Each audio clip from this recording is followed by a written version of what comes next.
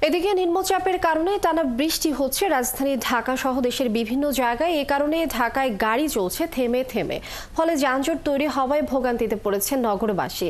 দর্শক, এই বিষয়ে বিস্তারিত জানবো। আমাদের সাথে এই মুহূর্তে সহকর্মী রিয়াজ সেজান যুক্ত হচ্ছেন।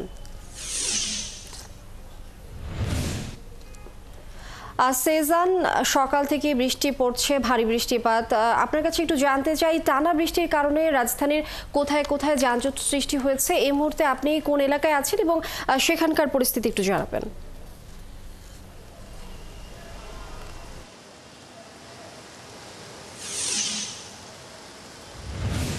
জি, ধন্যবাদ। আসলে কিছুক্ষণ আগেও আমি ঢাকার মতিঝিল থেকে কারণ বাজার এসেছি। পুরা রাস্তা জ্যাম হয়েছিল।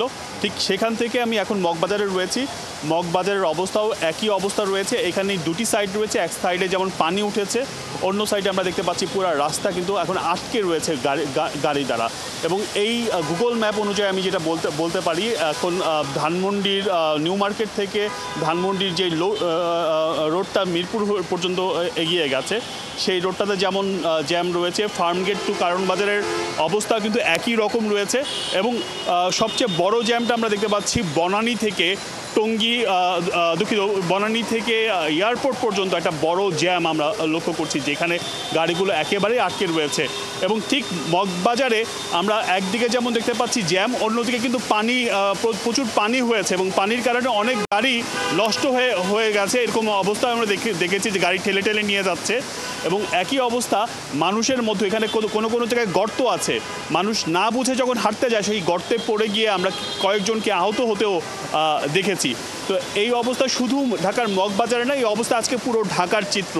আমরা অন্যান্য জায়গায়ও দেখেছি, বিশেষ করে রামপুরা এলাকার কিছু নিচু এলাকায় প্রায় হাঁটু সমানের পানি আমরা লক্ষ্য করেছি। সেই জায়গা যেমন আমরা লক্ষ্য করেছি। এবং একই রকম অবস্থা আমরা বাসাবোতে দেখেছি, মতিঝিলে দেখেছি, রাস্তায় কিন্তু পানি উঠে গেছে। ঠিক এই অবস্থা আজকে আপনি হয়তো দেখতে পাচ্ছেন মগবাজারেও একই অবস্থা, গাড়ি যাচ্ছে এবং এখানে পানিটার প্রবাহ কিছুটা কমেছে, কারণ আপনি জানেন যে গেল 1 থেকে 1.5 ঘন্টা বৃষ্টির প্রবণতা কমেছে। আমরা আবহাওয়া দপ্তরের সাথে কথা বলেছি, এই টানা বৃষ্টি যেমন আজকে হয়েছে, আগামীকালকেও হবে, তবে আগামীকালকে থেমে থেমে বৃষ্টি হওয়ার কথা বলেছে। সেটি যেমন রয়েছে, আমরা এটাও জানি যে এই বৃষ্টি টানা 3 দিন হবে। আগামীকালকের পরের দিন অর্থাৎ শনিবার বৃষ্টির প্রবণতা খানিকটা কমবে।